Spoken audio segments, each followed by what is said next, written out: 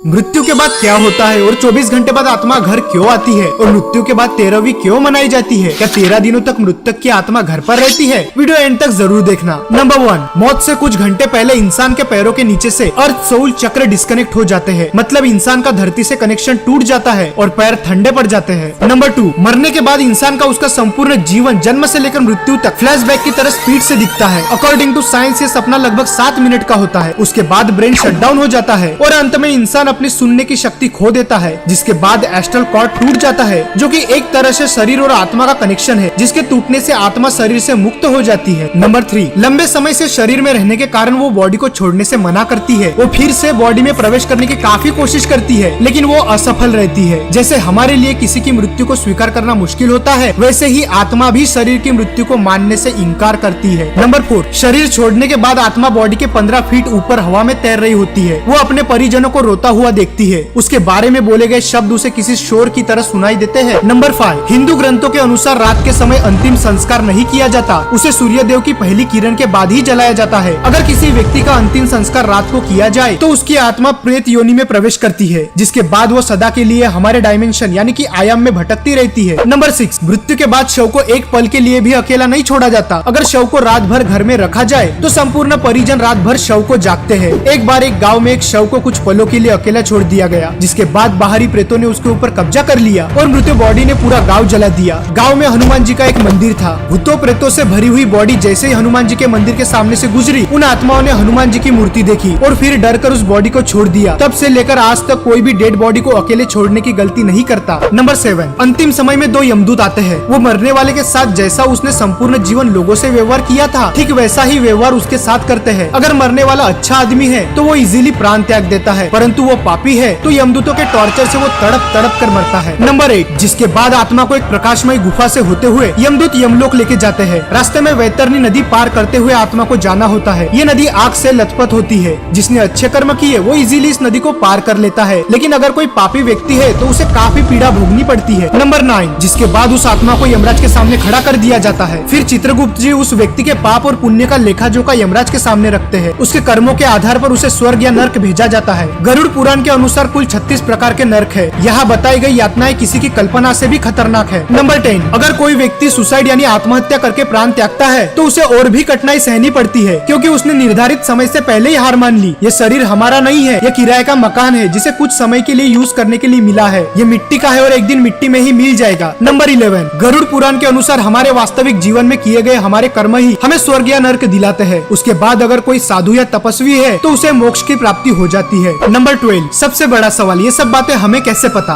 गरुड़ देव जिनका बल अतुलनीय है, वे एक साथ 100 इंद्रों को पराजित कर सकते हैं। गरुड़ देव स्वर्ग से अमृत कलश लेकर उड़ गए थे, लेकिन उन्होंने अमृत पान नहीं किया। उन्हें बिना अमृत के ही अमरता प्राप्त हुई। ये वरदान उन्हें स्वयं श्रीहरि नारायण ने प्रसन्न होकर दिया था। गरुड़ देव तो अमर है, उन्हें नहीं पता कि मृत्यु के बाद क्या होता है, इसलिए जिज्ञासावश उन्होंने श्रीहरि नारायण से ये प्रश्न पूछा और इसी ज्ञान को हम गरुड़ पुराण के नाम से जानते हैं। भगवत गीता में श्री कृष्ण ने कहा था, आत्मा न तो पैदा होती है और न ही वह मरती है, वो तो सिर्फ वस्त्र की तरह एक शरीर से दूसरे शरीर में प्रवेश करती है। मृत्यु तो केवल शरीर की होती है, आत्मा की नहीं। ये जीवन मृत्यु का चक्र यूं ही चलता रहता है, इसीलिए don't die before you are dead, मरने से पहले कभी मत मरो। अंतिम समय में राम नाम सत्य है इसलिए कहा जाता है क्योंकि वही संपूर्ण जीवन का सार है। श्री राम ही सर्वश्रेष्ठ है, वही सत्य है। अगर वीडियो पसंद आए तो वीडियो को लाइक और चैनल को सब्सक्राइब जरूर कर देना। नेक्स्ट वीडियो कौन से टॉपिक पे चाहिए कमेंट में जरूर बताना। The soul has to go back home, back to the Godhead, and the way that's going to happen if the soul agrees to engage all of his psychophysical energies and his whole heart in the performance of sneha samyukta harinam समकीर्तन।